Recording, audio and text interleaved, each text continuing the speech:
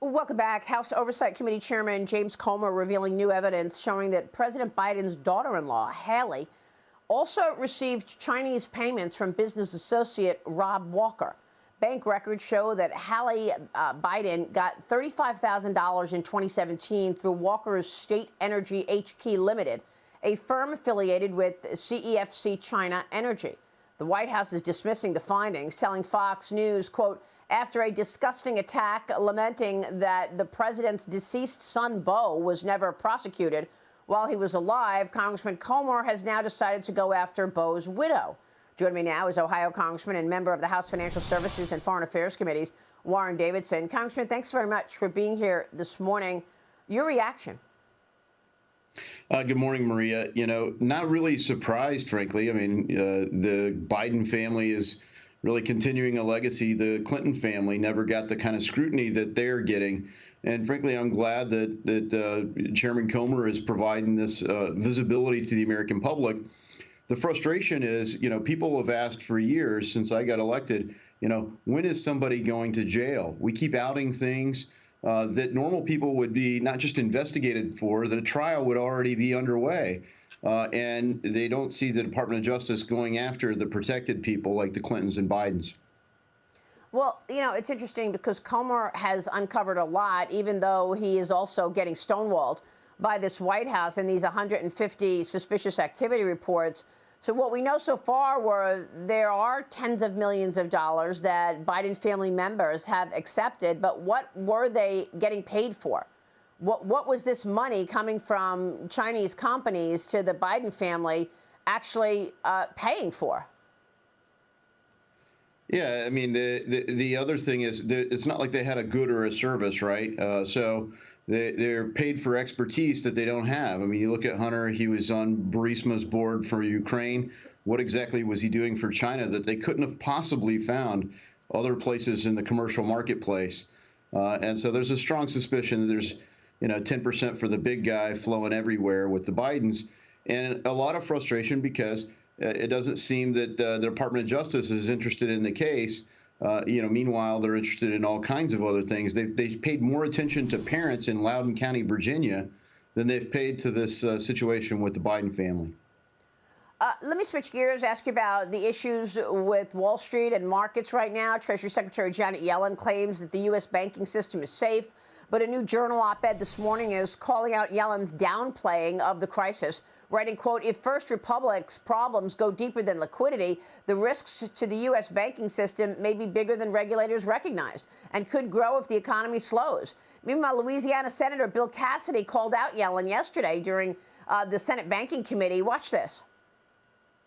Why doesn't the president care? He cares very deeply. Then where is his plan?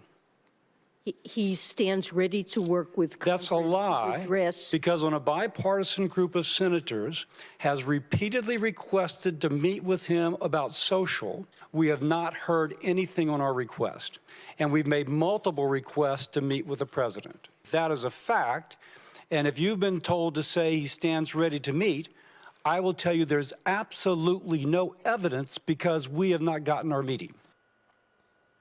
So, Congressman, where is this going? Your reaction to Senator Cassidy there and the fact that you haven't had any commitment from the Biden administration in terms of cutting back spending, and you're facing a debt ceiling issue in the coming months. Yeah, a great way to highlight the macroeconomic conditions, Maria. And Senator Cassidy's questioning with Secretary Yellen. I think Secretary Yellen saying, hey, Joe Biden will accept all the praise and all the surrender you want to give him. But he doesn't actually want to have dialogue about the problems confronting the country.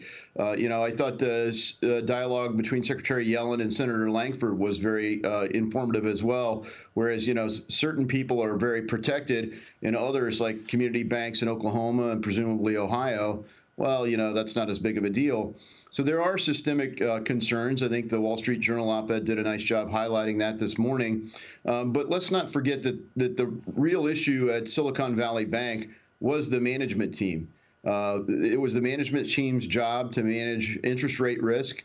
Lots of banks are confronting it. That is the macroeconomic environment driven by poor management from the Federal Reserve. I mean, they were too late to raise interest rates. They kept them artificially low and propped that up by growing their balance sheet.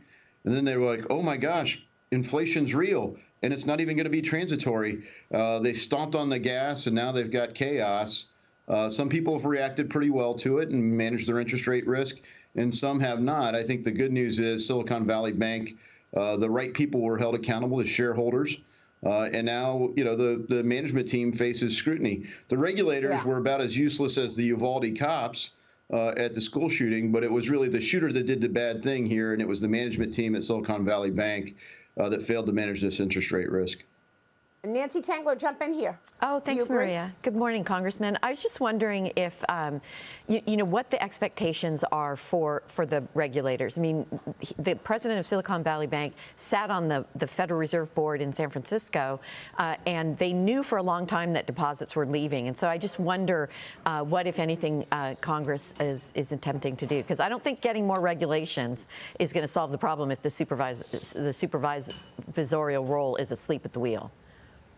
100%. This wasn't a failure of law or regulation. It was a failure, first by the management team and second by the regulators. How did they not do the right thing here?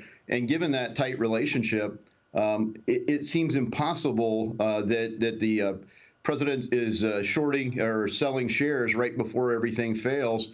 And I think DOJ has rightly launched a criminal investigation. Frankly, that's not disclosing material information to shareholders and then acting on it himself certainly gives the appearance that that's what happened. And Congress is asking all those questions. We're requesting all the documents, and we're fighting to get the right witnesses. We have hearings coming up on the 23rd, 28th, and 29th. And the struggle is, in the midst of these investigations being launched, by the DOJ, for example, no one wants to come without a subpoena, but at least we're going to have the FDIC there.